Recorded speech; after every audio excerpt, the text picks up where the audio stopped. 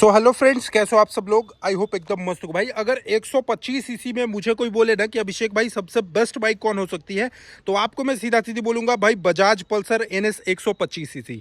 क्योंकि 125 CC segment में जो इस बाइक की एक शोरूम प्राइस है, जो ऑन रोड प्राइस है, उस प्राइस रेंज में आप देखोगे तो आपको भाई सिंगल चैनल ABS, दूसरी चीज की इसकी अपडेटेड हेडलाइट, तीसरा चीज की इसका पावरफुल आपको इंजन और इतना बढ़िया स्पॉटी लुक आपको 125 सीसी में उस प्राइस रेंज पे आपको नहीं मिलने वाला है। इवन अगर आप KTM में भी चले जाते हो तो आपका जो प्राइस रेंज होता है ना, वो आपका बहुत ज़्यादा चला जाता है अगर आप 125 सीसी की भी बाइक परचेज करते हो तो।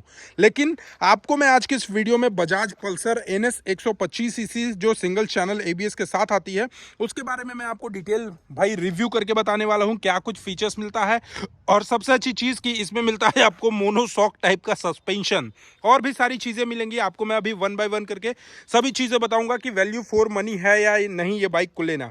सबसे पहली चीज़ तो अगर हम लोग बात करते हैं इस बाइक के डायमेंशंस के बारे में, अभी मैं आपको एक showroom price on road price बताऊंगा, लेकिन इससे पहले इस बाइक की डायमेंशंस की बात करें तो यहाँ पर आप देखोगे इस बाइक की जो ओवरऑल लेंथ आपको मिलने वाली है 2012 mm के आसपास आपको ओवरऑल लेंथ मिलने वाली है।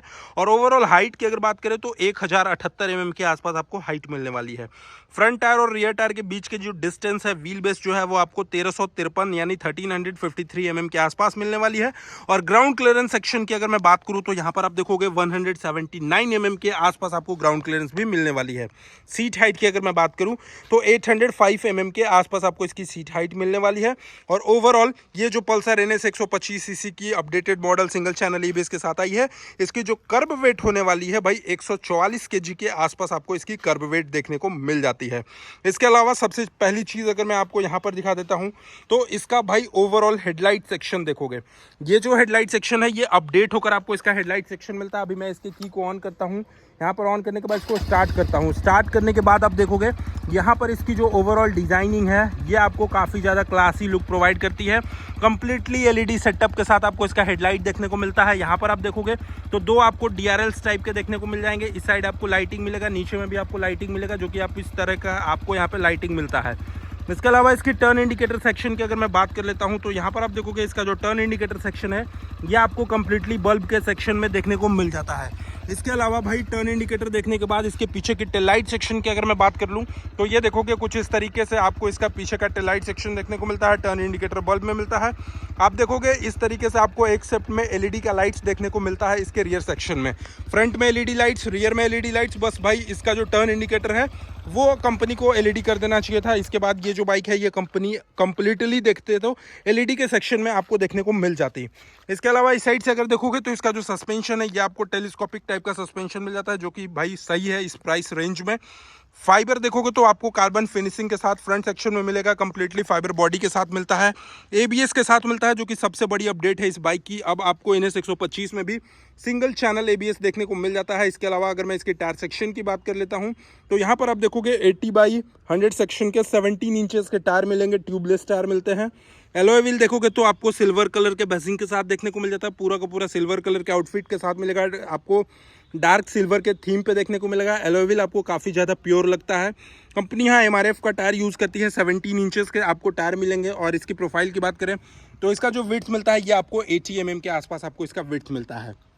इसके अलावा देखोगे BS6 की जितनी भी बाइकें हैं भाई सभी बाइक में अपडेट होकर आ गया है, फ्यूल इंजेक्शन, कार्बोरेटर हट गया है। और सबसे अच्छी चीज़ की कैटेलिटी कन्वर्टर के पास आप देखोगे तो यहाँ पर आपको ऑक्सीजन सेंसर मिलते हैं। इसके इंजन की स्पेसिफिकेशन की मैं बात करूँ तो यहाँ पर आपको 124.45 सीसी का आपको एयर कूल्ड इंजन मिलता है, जो कि इलेक्ट्रॉनिक फ्यूल इंजेक्शन EFI पे आपको बेस्ट होता है। पावर एंड टॉर्क की अगर मैं बात करूँ तो इसमें आपको काफ़ी अच्छा सा पावर एंड टॉर्क मिलेगा, जिससे बाइक की जो स्पीड है एंड इनिशियल स्पीड है वो आपको काफ़ी ज़्यादा बेहतरीन देखने को मिलता है। और भाई इसमें आप देखोगे ऑक्सीजन सेंसर। इसके अलावा यहाँ पे इंजन के पास देखोगे तो इंजन काउल आपको काफ़ी ज़्यादा बेहतरीन आपको इसमें देखने को मिल जाता है। और 12 PS की पावर प्रोवाइड करती है, लगभग 11 न्यूटन मीटर के आसपास ये टॉर्क प्रोवाइड करती है, किक के साथ आती है। इसके अलावा इंजन का जो गार्ड है ये आपको फाइबर बॉडी में काफ़ी ज़्यादा स्पॉटी लग रहा है। इसके अलावा सबसे जो प्योर चीज़ मुझे लगा भाई इसका जो फ्यूल टैंक देखोगे आपको काफ़ी ज़्यादा बेहतरीन मिलता है। इसका लुक देखोगे तो काफ़ी ज़्यादा ज़्यादा मस्कुलर डिज़ाइन में मिलता है। लगभग 12 लीटर के आसपास आपको इसकी फ्यूल टैंक की कैपेसिटी भी देखने को मिल जाती है, जो कि बेहतरीन है। फ्यूल टैंक में अगर मैं बात करूं तो यहाँ पर आपको इस बाइक में जो आप देखोगे तो रिजर्विंग का जो कैपेसिटी होता है वो लगभग आपके बाइक में अगर 2.6 लीटर पेट्रोल रहेगा तो आपका बाइक जो है वो रिजर्व टाइप में लग जाएगा। यहाँ यानी वहीं से ये आपका फ्यूल ख़त्म होने का इशारा करने लगेगा कि भाई अब तो इसमें फ्यूल भरा लो। ओवरऑल अगर माइलेज की मैं बात करूं तो कंपनी जो क्लेम करती है वो आपको 64 किलोमीटर पर लीटर के आसपास का क्लेम करती है, लेकिन अप्रोक्सीमेटली जो रियल वर्ल्ड में माइलेज आया है लगभग आपको 46.9 47 के आसपास आपको ये ओवरऑल माइलेज देने वाली है। इसके अलावा अगर आप एक बार इसके ओवरऑल पूरे के पूरे फ्यूल टैंक को फुल कराते हो तो लगभग 500 प्लस किलोमीटर आप इस बाइक से एक बार में इजीली जा सकते हो। इसके अलावा मैं बात कर लेता हूं इसकी फ्रंट की ब्रेक डायमेंशंस की, तो यहाँ पर आप देखोगे 240 mm के आसपास आपको इसकी फ्रंट की डायमेंशंस देखने को मिलेगी। और रियर की अगर मैं बात कर लेता हूं तो यहाँ पर आपको लगभग 130 mm का आपको CBS में कॉम्बी ब्रेकिंग सिस्टम पे वर्क करती हुई टायर सेक्शन देखने को मिलेगी, ब्रेकिंग मिलेगी। और इसकी मैं अगर टायर सेक्शन की बात कर लेता हूं तो यहाँ पर इस बाइक की जो टायर सेक्शन आपको देखने को मिलेगा ये आपको मिलता है 100/90 सेक्शन के 17 इंचेस के साथ आपको यहाँ पे इसके टायर सेक्शन मिलते हैं। इसके अलावा ये NS 125 में आपको मिलता है भाई सेगमेंट में 125 सीसी में देखोगे तो यहाँ पर आपको नाइट्रॉक्स का मोनोशॉक टाइप का सस्पेंशन है, जिसको आप अपने वेट के अकॉर्डिंग आप एडजस्ट भी कर सकते हो। साथ ही साथ इसमें मिलता है आपको अंडर बेली एग्जॉस्ट, जो इसकी बाइक की लुक भी बढ़ाता है और कर्व वेट को भी थोड़ा सा कम करता है। सीट की अगर मैं बात करूं तो यहाँ पर आप देखोगे स्प्लिट सीट मिलता है, NS 125 सीसी का बेजिंग मिलता है। स्प्लिट में आपको यहाँ पे ग्रैब हैंडल सेक्शन देखने को मिलते हैं और टायर के पास आप देखोगे तो टायर हैगर लगा हुआ मिलता है। इस साइड से अगर आपको मैं दिखा देता हूं तो यहाँ पर आप देखोगे लेडीज साइड गार्ड देखने को मिल जाता है। बाकी सारे फ्यूल इंजेक्शन का आपको बेजिंग मिल जाते हैं। फ्यूल टैंक जो है वो काफ़ी ज़्यादा मस्कुलर है, आपको क्रोम के ट्रीटमेंट में पल्सर का बेजिंग मिलता है। और ये जो बाइक है वो BS6 की phase 2 updated E20 flex fuel के साथ देखने को मिलती है।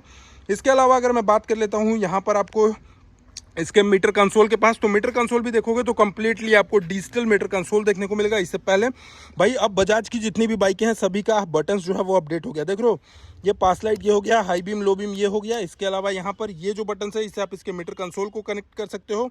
टर्न इंडिकेटर का हो गया और ये अपना हॉर्न सेक्शन हो गया। राइट हैंड साइड में अगर मैं बात कर लेता हूँ तो यहाँ पे इंजन किल स्विच हो गया और यहाँ पे एक सेल्फ का बटन हो गया। ठीक है जी।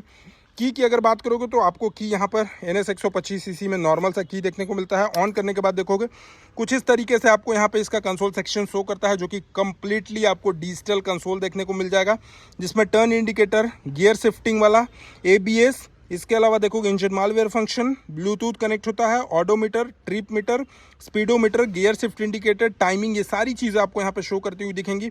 आप इसके बाद यहाँ पर आप जाओगे तो पल्सर आपको यहाँ पे शो करेगा।